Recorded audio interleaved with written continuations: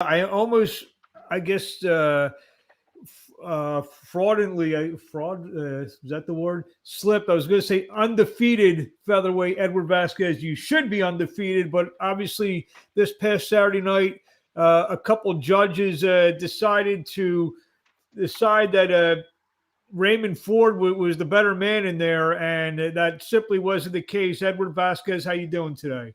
I'm doing good, man. Took a few days or like 1 day's rest and 2 days rest, and I'm right back at it, man. Just got done running a few miles and just clearing my head a little bit. So take us through the fight on Saturday night. I watched the fight. I noticed the first couple rounds, you kind of, maybe kept your distance a little bit, just probably wanted to see what Raymond Ford had. And then once you got in the fight, really maybe the second, third round, I thought it was pretty much you for the rest of the way. Is that how you viewed it? First being inside the ring, and I guess the second part of the question: have you or will you watch this back? Absolutely, man. I've watched the film already, and yeah, that's exactly how it played out. That was part of the game plan that we came up with in camp.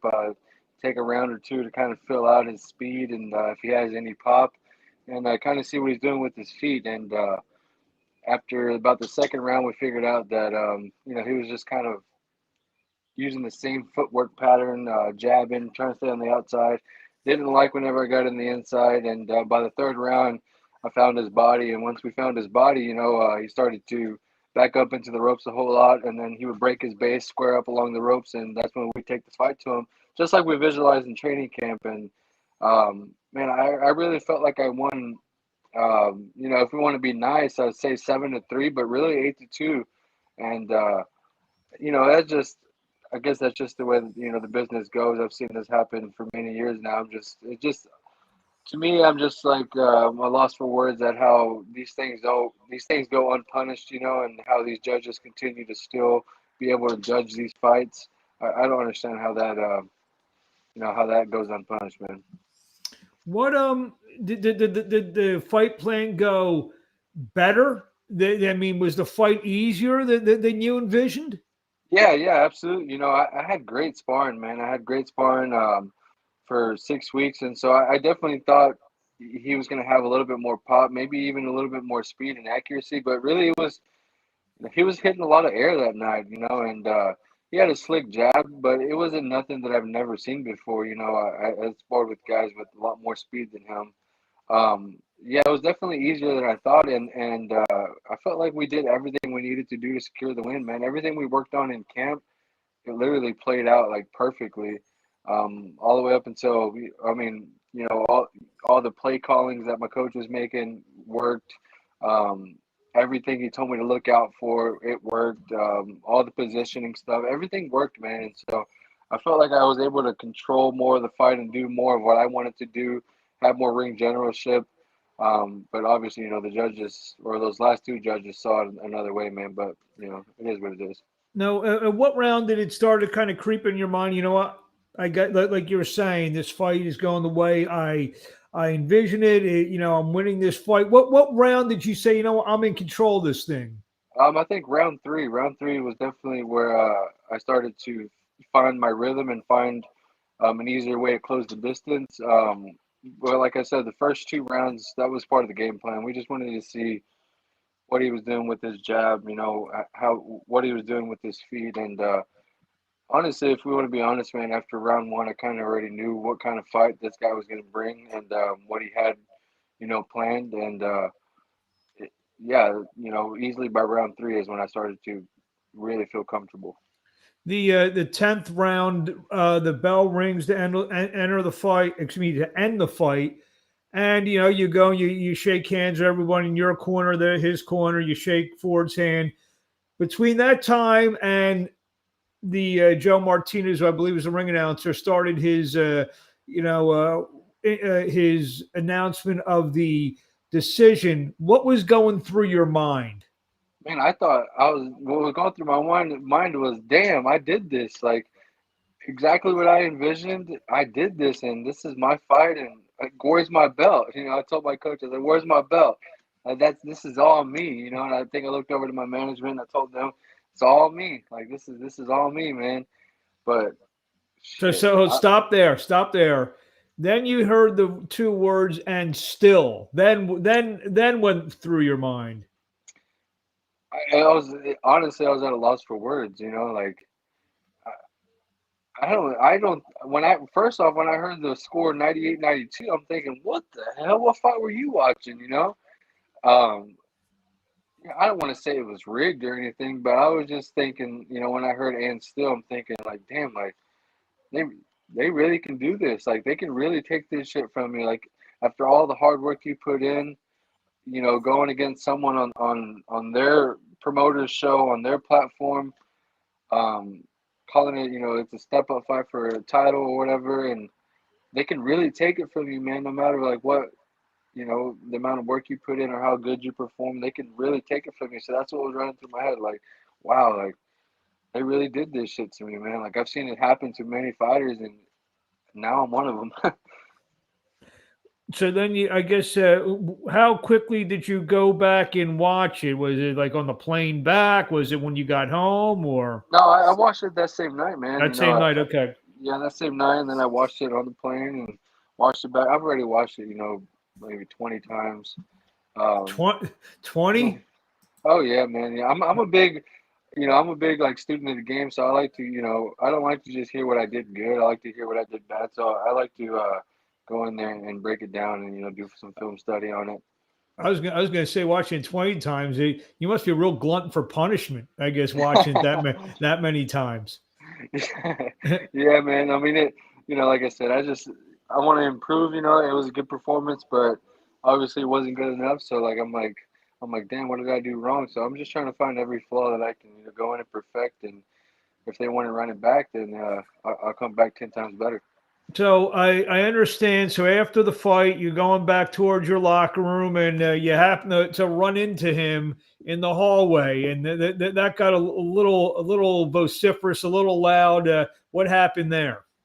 No, he was coming back, and I think my dad said something to him like, "Hey, Raymond, you really think you won that fight?" And they didn't like that. They didn't like that we asked him that. Those guys got a lot of ego, man, and a lot of emotion tied to the game. And so, when my dad said that, it kind of ruffled their feathers a little bit. And that's when me and coach kind of stepped in and, started asking him the same thing. Like, come on, man, like you're out here, but, running around like you clearly won the fight. Like, you really think you won that? And, he didn't like that. And, his coach was just kind of saying, don't get mad at the fighter, get mad at the judges, because he knows his own fighter lost. That's why he's saying that. But it's just all a bunch of emotions.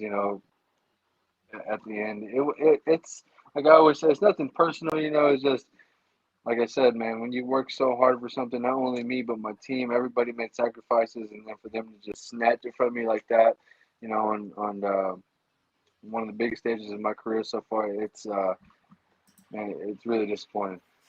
I had your promoter on, and he said that maybe a rematch. Who knows what goes down? Is that something that you want, or he is that something you say? You know what? I beat him. I got nothing left to prove to Raymond Ford or fighting Raymond Ford. I mean, honestly, I'll fight him. I don't care. I'll fight him again. Yeah. The numbers got to be right. All the numbers have to be Mm. right, and the logistics have to be right. But at the end of the day, man, I think I beat him. Clear, and I did exactly what I said I was going to do. When we were in the face-off at the weigh-ins and we're talking shit to each other, I told him I'm a real dog, and you're going to see. And he's saying you're a bum this and bum that. Well, I went in there and I showed him, that I'm a real dog. I have more dog than him. This is exactly what I said in the lead up to the fight, that I have more dog than him. And I felt like I showed that and I proved that. And he didn't get to do what he wanted to do. So, you know, Last couple of days, there's been a lot of. I would imagine you've gotten a lot of text, emails, DMs, the whole 9 yards. How has that been? Have you gotten a lot more followers? People know who you are now. People reaching out, patting you on the back, telling you to keep your head up. Is that what's been going on? I'd say the last 48 hours. oh, yeah, man, I've been getting messages from all around the world. And, I appreciate everyone for, tuning into my career and following me now, and all the messages, saying that I won and keep my head up. I appreciate it all, and I try to read them all. it's funny, you know, I got a lot of messages from guys from New Jersey, which is where he's from, and saying that they were Ray Ford fans going in, and now they're my fans, and they really thought I won. And so, you know, it's always nice, you know, to hear it from other people. But at the end of the day, you know, it's still at the end of the day a damn And, loss, you know. And any fighters reach out to you or anything?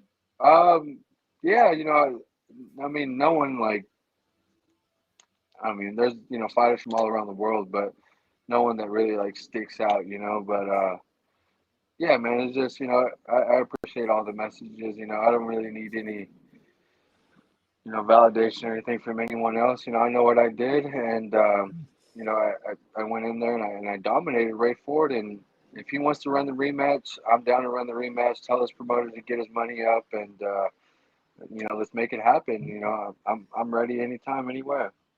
How long does that sting, last? I mean, I'm sure it stung for a little bit. Maybe it's still stinging a little bit. But how long does that, like, that hurt, that sting? How long did that last before you say to yourself, you know what? Because obviously we're a few days out, and you're acting very, classy and professional about all this. How long does that initial sting last? Man, I'm not gonna lie to you, man. It lasted maybe just an hour, you know, in the back in the locker room and all that. And then after, I was just, you know, I pride myself a lot on how hard I worked, you know, before the fight, and then of course how hard I worked during the fight. And so, you know, that's kind of what helps me, you know, keep my, it's like, you know, my dignity. You know, I don't let any of the outcomes, you know, sway that. You know, I have a lot of faith in you know in what's happening in my career, and so. You know, once I was able to get back into the locker room, relax, shower, and you know, clear my head a little bit, I just kind of put it past me. I couldn't waste any more energy on it. You know, I know that if I were to continue to think about it and complain, that you know, it would just mess up my headspace. And I did what I needed to do, so I'm not going to let it ruin my headspace. You know, I don't do this for the glory. I do this because I love to fight. You know, and I love to you know whoop on people. And so I made that happen. And you know, and I feel like I have no reason to be down. You know, and so. Like I said, it's just probably about an hour, and my family, even my mom, my girlfriend, they were all like, "Wow, you're taking this, you know, really well." And it's, you know, and like I said, it just I did everything I could in training. I did everything I could in the fight, and there's nothing more. You know, I don't have to waste energy on a bullshit decision. You know, it's just I got to keep moving forward, and it's all about the next move for me. Have you been back in the gym at least for an hour just to maybe work up a sweat, or is that coming soon?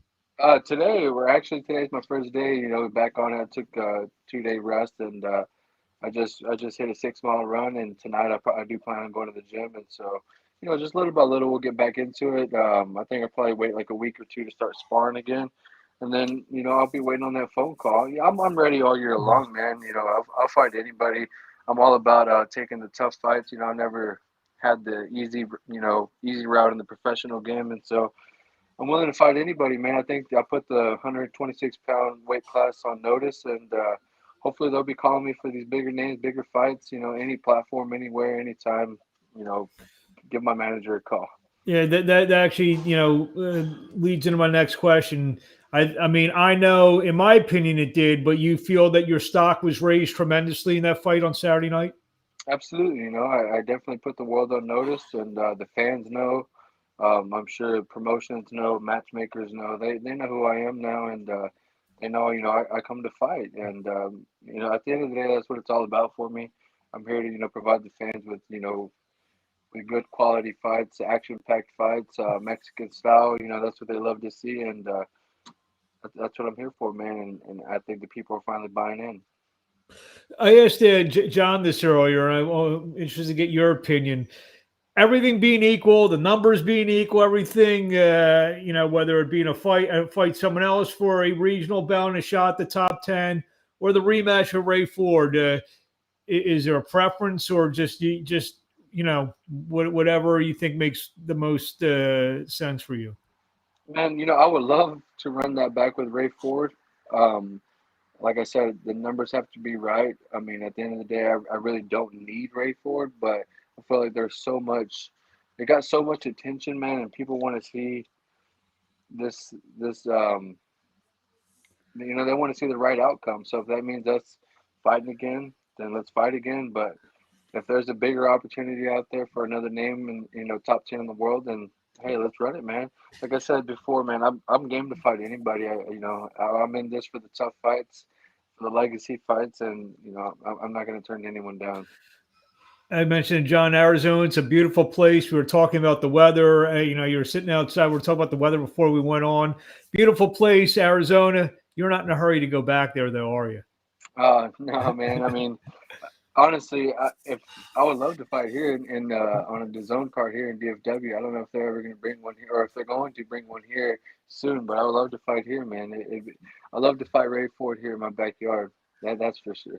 Well, I mean, I know it's a little quick, but about an hour ago they just announced a huge card for Dallas. So, maybe we'll see one of those kind of fights. Maybe. Oh yeah, that's Spence card, right? But I Yeah. think, but Ray Ford's that's not going to be on the zone, is it? No. But I'm just saying, Another name. just getting on maybe a big platform, but that's in April. So I don't know if that's too close or whatever. But yeah, I mean, you mentioned about fighting in Dallas. I was just bringing that up. So when do you ideally want to get back in there?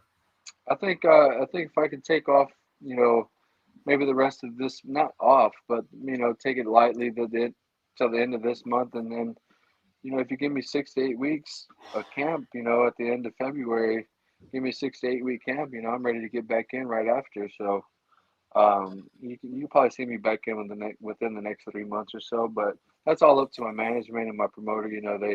I trust their plan and I trust what they're doing with my career. So I just do my part, man. I just do my part to stay ready, and I answer the phone and sign contracts. Well, for those few people who haven't reached out to you, how do they get in touch with you? You guys can find me on Instagram. That's where I'm active. Eddie Vasquez TX, or you can find me on Facebook. Just type in my name, Edward Vasquez, or even Twitter. Same thing, Eddie Vasquez TX. You guys follow me, shoot me a message. I try to get back to everyone. I try to interact with all my fans, new or old. Try to get back to everyone, and I appreciate all the support. This isn't the end of the kid. You can definitely count on seeing me back in the ring very soon with more action-packed fights. Bringing the fight to these guys and giving you guys, good entertainment. Well, it might take a little bit longer for you to get back to everyone if you have more fans and more people to get back to. So before it may took a day, it may take 2 or 3 days now. Yeah, that's for sure, man. I've been flooded with messages, man, ever since that night with friend request messages.